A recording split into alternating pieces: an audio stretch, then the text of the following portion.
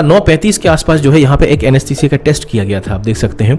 9:35 के आसपास टेस्ट करने के बाद वहाँ पे एक रेडनेस है जो कि शायद पिक्स में उतना विजिबल है, लेकिन रेडनेस कहीं ना कहीं एक उनको दिख रहा था कि रिएक्शन हो रहा है बॉडी में। उनका हेड को शेव किया गया दोस्तों। हेड को शेव करने के बाद देख सकते हैं पूरे डोनर एरिया में इन्फेक्शन भरा है। इस टाइप के केसेस में इन्फेक्शन के चांसेस बढ़ जाते हैं। क्या दिखाना चाहूँगा इस भाई का, आप देख सकते हो कि हेयर ट्रांसप्लांटेशन ये उसी भाई का है जो मैंने आपको बताया था। हेयर ट्रांसप्लांटेशन के बाद जो है इनके डोनर एरिया 3 दिन बाद जो है इस तरीके से इन्फेक्शन आ गया वापस। लेकिन ये जो आपको न्यूज़ आते हैं ना हर 1-2 साल में किसी की डेथ हो गई है, ये न्यूज़ बढ़ेंगे आगे जाके। और ये आफ्टर सर्जरी फॉलोअप वगैरह कौन क्लिनिक करेगा? जिसने स्टाफ बैठाया हुआ होगा, उस स्टाफ को पैसे देने के लिए पैसा भी चाहिए है। इनको जो है मेडिसिन का जो है आफ्टर हेयर ट्रांसप्लांटेशन कुछ साइड इफेक्ट्स हुए हैं। साइड इफेक्ट्स के बाद देख सकते हैं इनके गले में जो है रैशेस पड़ना चालू हो चुके थे। नमस्कार दोस्तों, बहुत बहुत स्वागत है एक और नए वीडियो में। हेयर ट्रांसप्लांटेशन में एक डेथ हो चुकी है अभी दोस्तों बिहार में। भाई की उम्र जो है 28 वर्ष की थी। 28 वर्ष की उम्र में उनकी शादी होने वाली थी। उन्होंने सोचा हेयर ट्रांसप्लांटेशन डिसीजन ले लेते हैं और उन्होंने अपना हेयर ट्रांसप्लांटेशन करवाया बिहार की क्लिनिक से। और हेयर ट्रांसप्लांटेशन करवाने के बाद जब वो घर पहुँचे, घर पहुँचने के बाद जो है उनको थोड़ा सा सर में दर्द उठा, उसके बाद चेस्ट में थोड़ा जलन हुआ। उसके बाद आनन फानन में जो है सुबह शायद उनको डॉक्टर के पास ले गए वापस। वहाँ से उनको बड़े हॉस्पिटल में रेफ़र किया, वहाँ पे उनकी डेथ हो गई। डेफिनेटली कार्डियक अरेस्ट के कारण जो है इनके डेथ हुआ है, अटैक के कारण। तो बहुत ही दुख की बात है। हमारे पूरे चैनल के माध्यम से उनके पूरे परिवार को जो है बहुत बहुत सांत्वना देना चाहेंगे और बहुत दुख की बात है। बहुत भगवान ईश्वर करे उनको बहुत ज़्यादा शक्ति मिले। और ये जो छोटा छोटा 2-3 साल में एक केस होता है, इससे हमें बहुत ज़्यादा सीख लेने की ज़रूरत है दोस्तों। बहुत ज़्यादा सीख लेने की ज़रूरत है बीइंग अ यूट्यूबर और बीइंग अ कस्टमर और या पेशेंट। इस वीडियो को शुरू से लेकर एंड तक ज़रूर देखिएगा, क्योंकि मैं बड़ा ही रॉ एंड रियल और बहुत ही खुल के बात करने वाला हूँ हेयर ट्रांसप्लांटेशन में डेथ को लेकर। ठीक है, जहाँ पर अभी ये जो टाइम होता है ना, जहाँ पे किसी की डेथ हो जाए या किसी के साइड इफ़ेक्ट्स हो जाए बड़ा कुछ, इस टाइम पे लोग जो हैं, कुछ डॉक्टर्स, कुछ क्लिनिक्स जो हैं, इस चीज़ को एक अपॉर्चुनिटी के रूप में लेते हैं लोगों को डराने के लिए कि देखिए वहाँ पे डेथ हो रही है, आप हमारे यहाँ पे आ जाइए, हम बिल्कुल गारंटी लेते हैं आपको कुछ भी नहीं होगा। ठीक है, तो इस चीज़ के ऊपर भी हम बात करेंगे पूरी तरीके से कि कोई भी क्लिनिक जो 100% इस चीज़ का एश्योरेंस नहीं ले सकता कि 100% सेफ है कोई भी सर्जिकल प्रोसीजर। अगर ऐसा ले सकता है तो वो कंसेंट फॉर्म में साइन आपके नहीं लेगा। ठीक है, इतना अगर उनको कॉन्फिडेंस होगा तो किसी भी सर्जिकल प्रोसीजर में, ठीक है, हम प्रोबेबिलिटी के जो रिस्क होता है, रिस्क का जो प्रोबेबिलिटी फैक्टर्स होता है ना, उसको कम से कम मिनिमाइज किया जा सकता है, उसको ज़ीरो नहीं किया जा सकता। ठीक है, जो हेयर ट्रांसप्लांटेशन है दोस्तों बहुत ही माइनर सर्जरी होता है। खास करके अगर FUE की बात करें तो बहुत ही माइनर सर्जरी है। कई सारे लोग तो ये बोलते हैं ये सर्जिकल फील्ड में भी नहीं आता क्योंकि हम कट नहीं लगा रहे हैं, वो सिर्फ ड्रिल हो रहा है। हालांकि ऐसा नहीं है, ये सर्जिकल प्रोसीजर ही है। तो बहुत ही माइनर सर्जरी होता है और उसके लिए जो आपको टेस्ट किया जाता है, मेडिकल टेस्ट, वो उस टेस्ट के अंदर इससे बड़े बड़े सर्जरीज किए जाते हैं। क्या कारण है कि ये कॉम्प्लिकेशंस या डेथ तक हो चुकी है हेयर ट्रांसप्लांटेशन में? इसका दोस्तों शुरुआत से अगर हम देखें तो सबसे पहले चीज़, ये जो चीज़ है ना कि हेयर ट्रांसप्लांटेशन एक बिल्कुल माइनर सी सर्जरी है, इसमें बिल्कुल भी झमेला नहीं है, बिल्कुल कम से कम रिस्क है। ये इसका सबसे बड़ा शॉर्टकमिंग है इस प्रोसीजर का, क्योंकि बिल्कुल भी इसमें रिस्क नहीं है। इसलिए एज अ पेशेंट भी हम लोग बहुत ही केयरलेस हो जाते हैं और डॉक्टर्स या क्लिनिक की तरफ से भी केयरलेस हम हो जाते हैं। ठीक है, हम मीन्स क्लिनिक की बात कर रहा हूँ मैं। यहाँ पे रिस्क बहुत कम इन्वॉल्व है, तो कई सारे टेक्नीशियंस जो अपना क्लिनिक खोल लेते हैं। ठीक है, डॉक्टर्स भी नहीं है वहाँ पे। कई सारे मेडिकल फील्ड में बहुत ज़्यादा अनएम्प्लॉयमेंट है, जहाँ पर कुछ डॉक्टर्स जो है अपना नॉर्मल प्रैक्टिस छोड़ के हेयर ट्रांसप्लांटेशन के फील्ड में घुस रहे हैं, जहाँ पर उनको बिल्कुल भी एक्सपीरियंस नहीं है हेयर ट्रांसप्लांटेशन का। नए नए क्लिनिक्स खोल रहे हैं लोग, आज ट्रैवलिंग कर रहे हैं यहाँ से वहाँ, तो लोगों को लगता है पूरा बिजनेस है, जहाँ पे जो है मार्केट है, जहाँ पर हम उनके घर के पास ही एक हेयर ट्रांसप्लांटेशन का क्लिनिक खोल देंगे तो डेफिनेटली वो ट्रैवल ना करके हमारे पास आना चालू कर देंगे। और हम एज अ कस्टमर, हमको ऐसा लगता है छोटा सा ही तो सर्जरी है, चलो यहीं से करा लेते हैं। ठीक है, तो ये जो जनरलाइजेशन ऑफ ये जो हो गया है बिल्कुल एक सर्जिकल प्रोसीजर को, इसी के कारण बड़ी दुख के साथ मुझे ये कहना पड़ रहा है और मैं मतलब कहना चाहता नहीं हूँ, लेकिन ये जो आपको न्यूज़ आते हैं ना हर 1-2 साल में किसी की डेथ हो गई है, ये न्यूज़ बढ़ेंगे आगे जाके, ये प्रोबेबिलिटी फैक्टर्स बढ़ेंगे आगे जाके, क्योंकि इतने ज़्यादा मात्रा में हेयर ट्रांसप्लांट की सर्जरीज हो रही हैं, हज़ारों के रूप में, हज़ारों पूरे वर्ल्ड में। मुझे ऐसा लग रहा है कि हेयर ट्रांसप्लांट शायद इंडिया में ही सबसे ज़्यादा हो रहा हो, मुझे तो ऐसा लगता है। ठीक है, क्योंकि सस्ते क्लिनिक्स भी आ चुके हैं, महंगे क्लिनिक्स भी आ रहे हैं। आप यूट्यूब पे भी देख लो, कौन नहीं बना रहा वीडियोस, कौन नहीं बना रहा है आज के समय।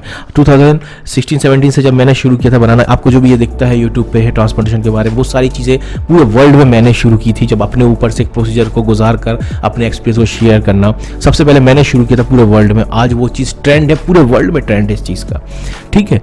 तो उस टाइम तक फिर भी मैं ये बोलूँगा, कुछ लोग जो वीडियोज़ बनाते थे वो कहीं ना कहीं उनका होमवर्क, एक दो गवार को छोड़ के कुछ कहीं ना कहीं होमवर्क रहता था उनका, और वो कहीं ना कहीं डिसेंटली वीडियोस बनाते थे।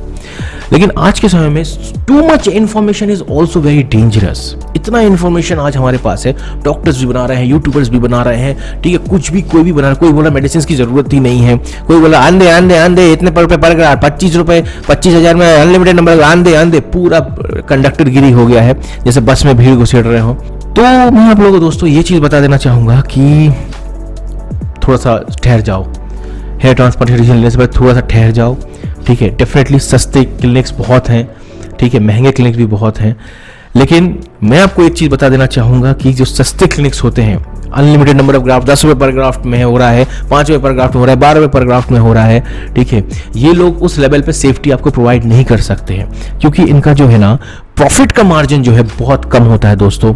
प्रॉफिट का मार्जिन कम होता है, इसलिए क्या होता है दोस्तों, समझना आप अच्छे से।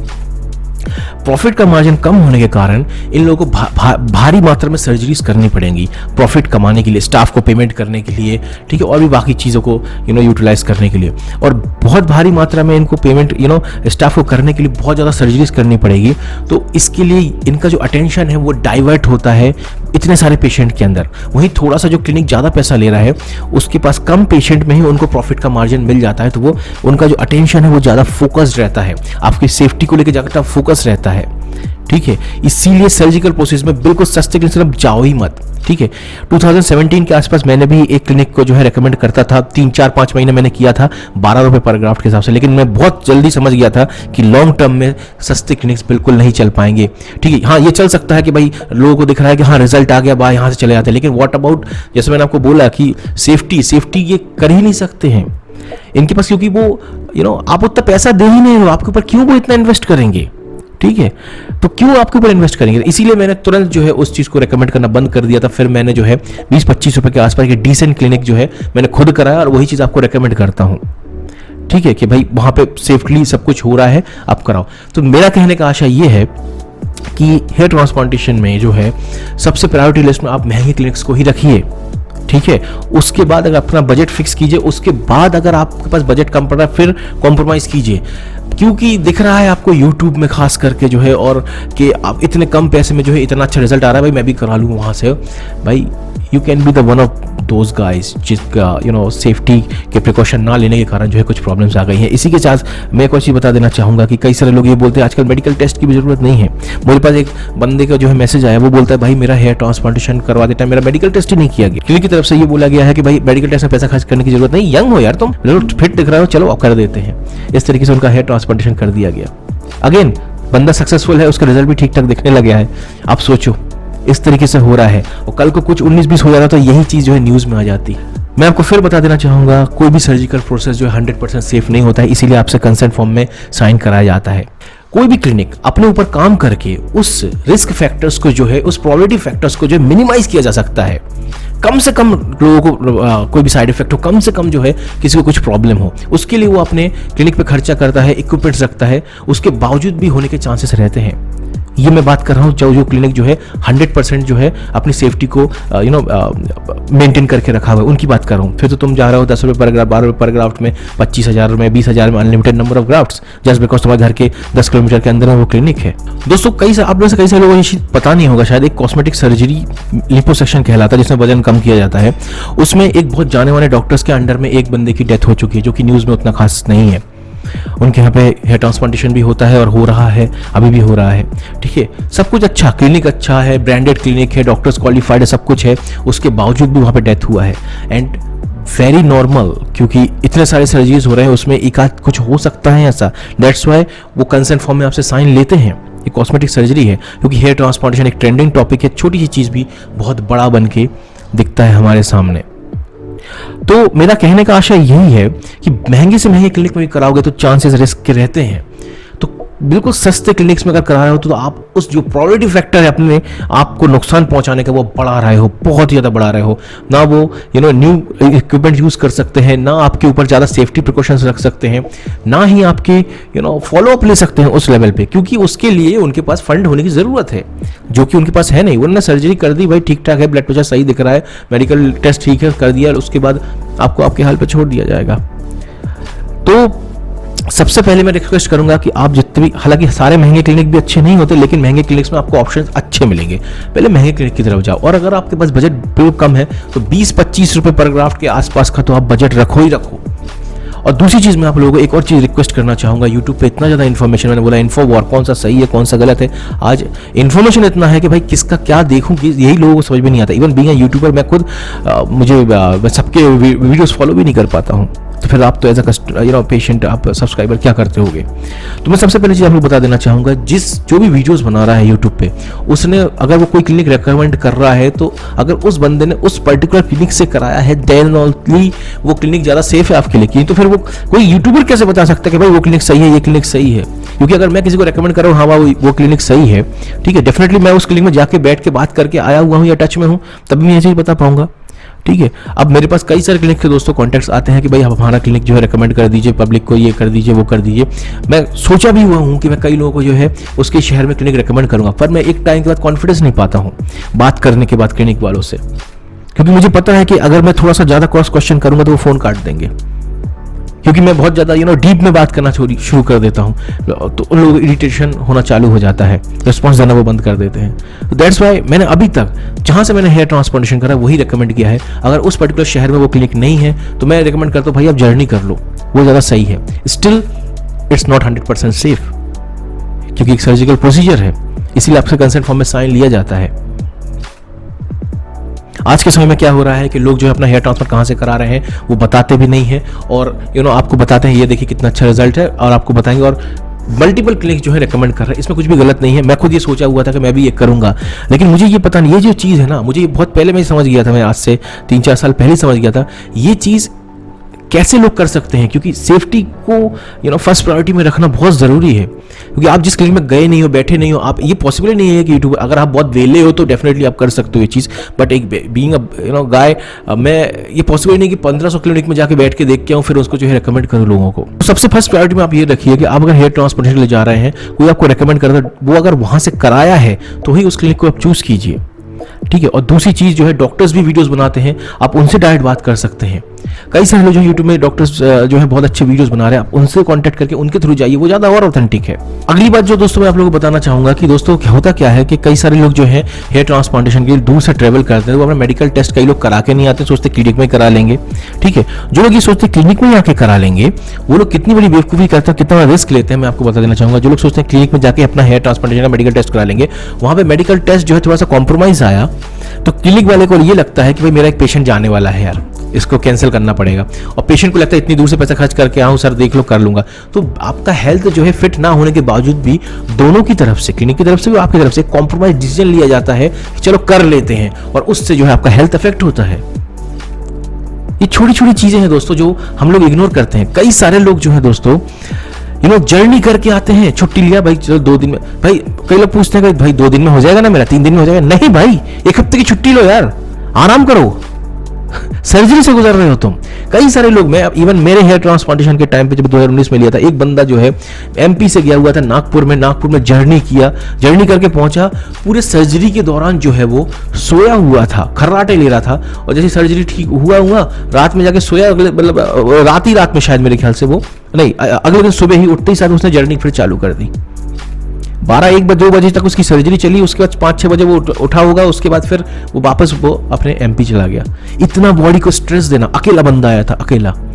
ये बंदा जो है कल को चक्कर खा के गिर जाए ट्रेन से, तो एक स्टोरी बनेगी कि देखिए ये बंदा हेयर ट्रांसप्लांट करने के लिए गया था, चक्कर खा के गिर गया ट्रेवलिंग के दौरान, और इसके साथ ये बड़ा बड़ा हादसा हो गया। ये ना भी हो तो भी एक छोटा सा, इसमें बॉडी आपकी ट्रॉमा से गुजरी है यार, कुछ भी हो सकता है, थोड़ा सा रेस्ट तो करो। इसीलिए मैंने अब जितने बार अपने हेयर ट्रांसप्लांट के लिए गया, मैं कम से कम 3-4 दिन तो क्लिनिक के पास में एक होटल लेके रहा हूँ, ठीक है। एक गलती मैंने की थी कि मैं अकेला गया हुआ था, ये गलती, लेकिन क्लिनिक वालों ने मेरे को बहुत केयर किया, ये बात सच है। तो एक गलती मेरी ये थी, तो मेरा कहने का आशा ये है कि बॉडी को ये जो बिल्कुल जनरलाइज हो चुका है हेयर ट्रांसप्लांटेशन, बिल्कुल अरे गए और आ गए, it's not like that. Surgical process के लिए जा रहे हो, प्रॉपर होमवर्क करो। सबसे पहले तो डिसीजन लो कि हाँ ये क्लिनिक मेरे लिए सही है। एक बार डिसीजन ले लिया कि हाँ यहाँ से कराना है, टॉक अबाउट योर सेफ्टी के बारे में बात करो कि हाँ भाई कॉस्मेटिक हेयरलाइन कैसी बनेगी, सर्जरी कैसा होगा, रिजल्ट आएगा नहीं आएगा, वो सब तो बात की बात है। बात कर लिया आपने, सेटिस्फाइड हो, उसके बाद सेफ्टी की बात करो कि 19-20 होता है तो क्या होगा नहीं होगा, ये सारी चीज़ों के बारे में बात करो। मैं आपको एक केस बताना चाहूँगा कि इस भाई का आप देख सकते हैं 9:35 के आसपास जो है यहाँ पे एक एनेस्थीसिया का टेस्ट किया गया था। आप देख सकते हैं 9:35 के आसपास टेस्ट करने के बाद वहाँ पे एक रेडनेस है जो कि शायद पिक्स में उतना विजिबल है, लेकिन रेडनेस कहीं ना कहीं एक उनको दिख रहा था कि रिएक्शन हो रहा है बॉडी में, ठीक है। आप उसके बाद देख सकते हैं कि 10:27 के आसपास एक और वहाँ पे किया गया, वहाँ पे भी थोड़ा सा रेडनेस आ गया।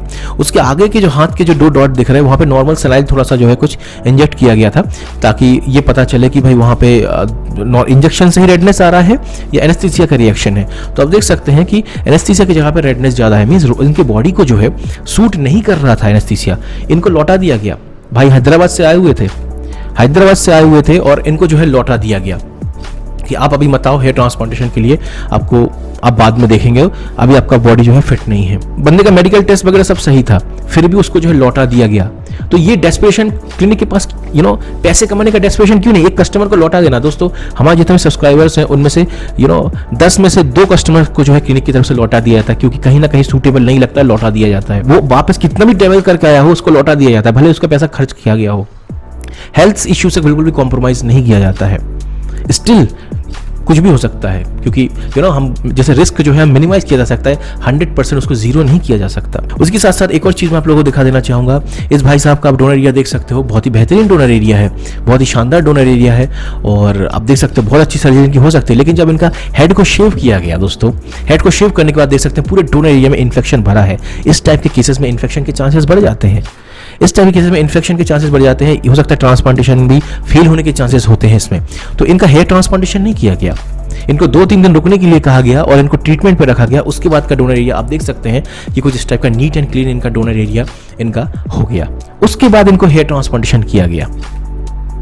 और ये जो डेस्परेशन नहीं है क्लिनिक के अंदर, ये कब नहीं हुआ, क्योंकि वो आपके पास से एक डिसेंट पैसा जो है आपसे ले लिया है, कोई डेस्परेशन नहीं है क्लिनिक की तरफ। लेकिन ऑन द अदर हैंड जो सस्ते क्लिनिक होंगे वो सोचेंगे ठीक ठाक तो दिख रहा है, कर देते हैं भाई। एक बंदे को भेजना मतलब, वैसे ही तो कम कस्टमर्स हैं अपने पास, अपन को ज़्यादा कस्टमर्स करने हैं, उसके चक्कर में किसी को भी पकड़ के ट्रांसप्लांट कर देंगे, क्योंकि वो डेस्परेट है भाई। कस्टमर जाना नहीं चाहिए। इस चीज़ को आप समझो, बात करो क्लिनिक से। वो आपकी सेफ्टी के ऊपर बात नहीं कर रहे हैं, सेटिस्फाइड नहीं हो, क्लिनिक बदल दो। 6 महीने बाद करना है ट्रांसप्लांटेशन, कोई ज़रूरत नहीं है, बिल्कुल भी ज़रूरत नहीं है। कभी कभी दोस्तों ऐसा हो जाता है कि हेयर ट्रांसप्लांट करने वाला बंदा जो है इतना जर्नी करके आया हुआ होता है, उसकी बॉडी में इतना स्ट्रेस लेवल होता है कि उसका ब्लड प्रेशर जो है एबनॉर्मल हो जाता है, क्योंकि बहुत ज़्यादा वो अपने बॉडी को एक्सर्शन दिया हुआ था। उस कंडीशन में भी उस पेशेंट की सर्जरी को कैंसिल कर दिया जाता है, जबरदस्ती उसका हेयर ट्रांसप्लांटेशन नहीं किया जाता, हेल्थ के साथ बिल्कुल भी छेड़छाड़ नहीं किया जाता। आप देख सकते हैं। और ये सारी चीज़ें कब होगा, जब एक आप ऐसे क्वालिफाइड क्लिनिक के पास जाएंगे जहां पर जो है आपकी हेल्थ को प्रायोरिटी में रखा जाता है, ना कि आप एज अ कस्टमर या बकरी की तरह देखते हो कि भाई ये बंदा आ गया इसका जल्दी से कर दो। स्टिल इन सब के बाद भी आपका हेयर ट्रांसप्लांट उसमें फेल भी हो सकता है, ठीक है। आपके उसके बाद भी कुछ कॉम्प्लिकेशन हो सकते हैं और आपको कुछ साइड इफेक्ट भी हो सकते हैं। एक और मैं आपको पेशेंट का भाई का दिखाना चाहूँगा। इस भाई का आप देख सकते हो कि हेयर ट्रांसप्लांटेशन, ये उसी भाई का है जो मैंने आपको बताया था। हेयर ट्रांसप्लांटेशन के बाद जो है इनके डोनर एरिया 3 दिन बाद जो है इस तरीके से इन्फेक्शन आ गया वापस। फंगल इन्फेक्शन था और पता नहीं इनके डोनर एरिया में क्या था, लेकिन पूरा इन्फेक्शन आ गया। में भी मेडिसिन या एंटीबायोटिक जो सूट नहीं की, क्लिनिक के टच में थे, क्लिनिक ने मेडिसिन बदली, ठीक है। बदलने के बाद आप देख सकते हो कुछ ही दिन के अंदर जो है वापस उनका डोनर एरिया वापस सही हो गया, नीट एंड क्लीन। और आप देख सकते हो पूरे हेयर्स वापस आना चालू हो चुके हैं। और ये आफ्टर सर्जरी फॉलोअप वगैरह कौन क्लिनिक करेगा? जिसने स्टाफ बैठाया हुआ होगा, उस स्टाफ को पैसे देने के लिए पैसा भी चाहिए है, और पैसा कहाँ से लेंगे? आपसे ही तो लिया जाएगा, तभी रेट आपके जो है हेयर ट्रांसप्लांटेशन के बढ़ेंगे। ये फॉलोअप भी बाद में ज़रूरी है। उसी के साथ साथ एक और भाई का आपको मैं दिखा देना चाहूँगा, जो कि आफ्टर हेयर ट्रांसप्लांटेशन जो है सब कुछ सही था, मेडिकली फिट थे, ब्लड प्रेशर नॉर्मल सब कुछ था। उसके बाद भी इनको जो है मेडिसिन का जो है आफ्टर हेयर ट्रांसप्लांटेशन कुछ साइड इफेक्ट्स हुए हैं। साइड इफेक्ट्स के बाद देख सकते हैं इनके गले में जो है रैशेस पड़ना चालू हो चुके थे, और फिर क्लिनिक में ये टच में थे, तुरंत उनकी मेडिसिन वगैरह चेंज की। उसके बाद वर्तमान समय में आप देख सकते हैं कुछ ही समय के बाद ही जो है इनका वापस से सब कुछ स्किन वगैरह नॉर्मल होना चालू हो चुका है। ये सारी चीज़ें होती रहती है। आफ्टर सर्जरी फॉलोअप बहुत ज़रूरी है दोस्तों। तो ये चीज़ों के कारण जो है किसी भी हेयर ट्रांसप्लांटेशन क्लिनिक के रेट्स बढ़ते हैं।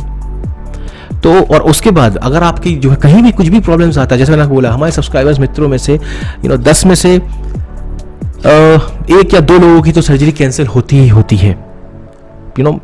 20% के आसपास कैंसिल हो ही जाती है, क्योंकि कुछ ना कुछ प्रॉब्लम्स होता है, या तो उनका ब्लड प्रेशर नॉर्मल है या एनेस्थीसिया जो है उनको सूट नहीं कर रहा है। उसके बावजूद भी मैं इतना सेफ होने के बावजूद भी मैं ये बोलता हूँ, पर्सनली मैं ये बोल रहा हूँ अपने दिल से कि फिर भी ये 100% सेफ नहीं है। अब मान के चलिए जो ये बिहार वाले भाई के साथ हुआ, 28 वर्ष के थे, क्लिनिक जो है वो क्लिनिक जो है एकदम भी खराब क्लिनिक नहीं था। अब मुझे क्लिनिक के अंदर का नहीं पता कि डॉक्टर थे मौजूद या नहीं थे, वो बहुत लंबे समय से सर्जरीज कर रहे हैं वो लोग, ठीक है। और अब पता नहीं वहाँ पे सिचुएशन क्या था, पूरा मुझे मेडिकल हिस्ट्री उनकी नहीं पता, लेकिन मान के चलिए सर्जरी करा कर गए आप, और उसके बाद कुछ जो है आफ्टर सर्जरी कुछ रिएक्शंस हुए बॉडी में, और बॉडी ने आपको क्लिनिक तक पहुँचने के टाइम नहीं दिया। ये पूरा लक फैक्टर है दोस्तों, पूरा लक फैक्टर है। कई सारे लोग मलेरिया से चले जाते हैं, कई सारे लोग डायरिया से चले जाते हैं, लू लगने से चले जाते हैं, बिजली गिरने से चले जाते हैं। ये पूरा लक फैक्टर है। जैसे मैंने आपको बोला, ये प्रोबेबिलिटी फैक्टर्स पे काम करता है। ट्रेन से जा रहे हैं हम, इतने सारे ट्रेन के क्रैशेस हो रहे हैं, लेकिन हम ट्रेन से जाना बंद नहीं कर रहे हैं। फ्लाइट से जा रहे हैं, कितने हज़ारों फ्लाइट्स उड़ते रहते हैं, उसके बाद भी फ्लाइट्स एक ना एक क्रैश होता ही है, लेकिन हम उसके सिम्टम्स को उसको एनालाइज करके उस पर काम करके फिर से हम अपनी जर्नी को आगे रखते हैं। The same goes for hair transplantation. इसीलिए मैं हमेशा अपने वीडियोस में डिस्क्लेमर डालता हूँ कि ये चैनल कहीं से भी आपको हेयर ट्रांसप्लांटेशन करने के लिए डायरेक्टली या इनडायरेक्टली जो है कहीं से आपको उत्साहित नहीं करता है, एंकरेज नहीं करता है। ये आपका खुद का अपना डिसीजन है। और जो प्रोबेबिलिटी फैक्टर होता है रिस्क का, साइड इफेक्ट्स का, ये मेरे ऊपर भी उतना ही लागू हुआ था, ठीक है, वो आपके ऊपर भी उतना ही लागू होता है। और हमारे चैनल के माध्यम से पिछले 5 साल में हजारों लोगों ने हेयर ट्रांसप्लांटेशन करा, उन सब के ऊपर जो है वो लागू होता है। At the end of the day आप सर्जरी में लेट बैठे हो, किसी का समय आ गया है, कहीं से कुछ किसी को अटैक आना है तो वहां पर आ गया, इसमें भी डेथ हो सकती है, ठीक है। तो ये प्रोबेबिलिटी फैक्टर्स के ऊपर आ गया। और मैंने आपको बोला है कि हम हेयर ट्रांसप्लांट या किसी भी सर्जिकल प्रोसीजर में रिस्क के चांसेस को मिनिमाइज किया जा सकता है, उसको जीरो नहीं किया जा सकता। तो मुझे पता नहीं कि आप लोगों को ये वीडियो कैसा लगा या नहीं लगा, लेकिन मैं रॉ एंड रियल इस वीडियो को मैंने रखा है। तो अपने बुद्धि विवेक से काम लीजिए हेयर ट्रांसप्लांटेशन के लिए।